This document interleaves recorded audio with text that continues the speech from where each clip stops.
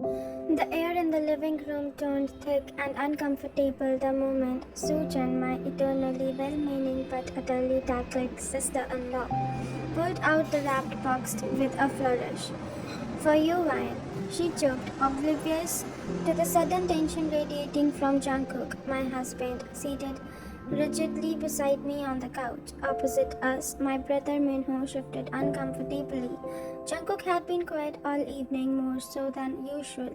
His usual warmth felt buried under a layer of forced. Lately, the pressures of his idle schedule and some unseen weight making him distant.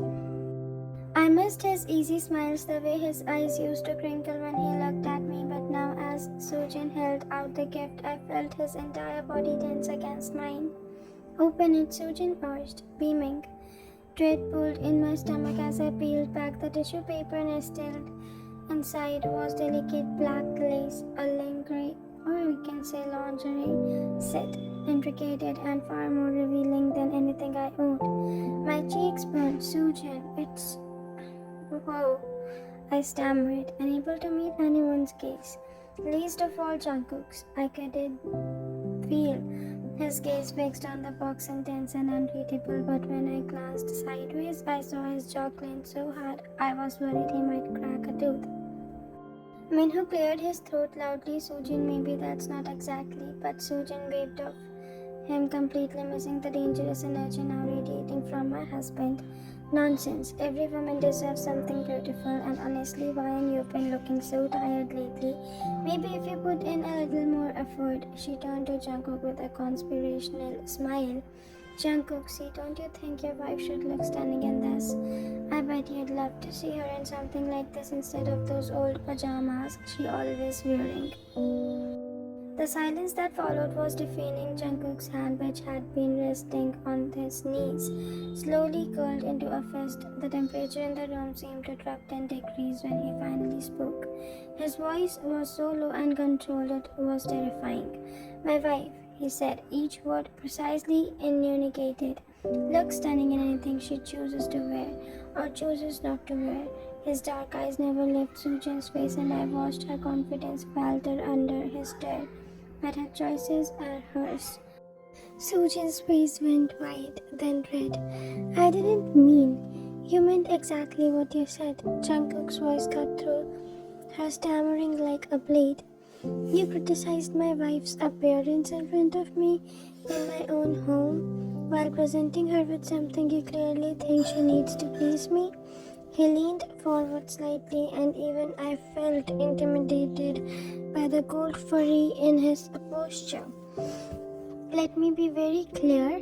I don't need anyone's advice on how my wife should look or dress, especially not from someone who clearly doesn't understand boundaries." Minho grabbed Sujin's arm. "We should go now." "Yes," Jungkook agreed, standing slowly. "You should." The next minutes were in a blur, awkward goodbyes and hastily gathered coats. I remained frozen on the couch, the lingerie box heavy in my hands, watching my husband's controlled fury as he practically escorted them to the door. The moment he glitched shut behind them, the silence was deafening. Jungkook stood with his back to me and hand pressed against the door. His shoulders rigid with tension. I could hear his controlled breathing from across the room. "Jungkook," I whispered. He turned slowly, and the look in his eyes made my breath catch. The cold mask gone, replaced by something raw and possessive and burning.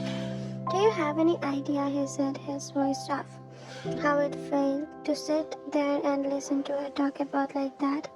To imply you weren't enough, that you needed to change for me." He crossed the room in 3 swift strides, and suddenly he was there, towering over you, his eyes dark with an intensity I hadn't seen in weeks. "She talked about you like you were something neglected wife who needed fixing, like I wasn't completely gone for you every single day." "Jungkook, I know you didn't. To you." He knelt in front of me, his hand gripping the sides of the couch, caging me in.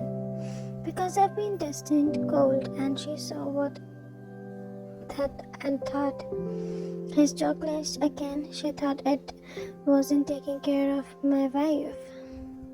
His proximity was overwhelming. I could feel the heat radiating from his body, could see the way his chest rose and fell with barely controlled emotions. You have been taking care of me, I whispered. You feel stressed. We both have been, but I've been falling for you. And I've been feeling you. His voice broke slightly on the words. And she saw it. She saw what I've been too proud to admit, that I've let the distance grow between us, that I've been so buried in work that I forgot to show you. He swallowed hard, his eyes searching for my face, that I forgot to show how much you mean to me. Before I could respond, his hands were in my hair, tilting my face up to his. I can't stand it, he whispered fiercely. I can't stand the foundation and the thought of anything yet, thinking you're not cherished, not worshipped, not absolutely adored. Exactly you are. When his mouth crashed against mine, that wasn't gentle.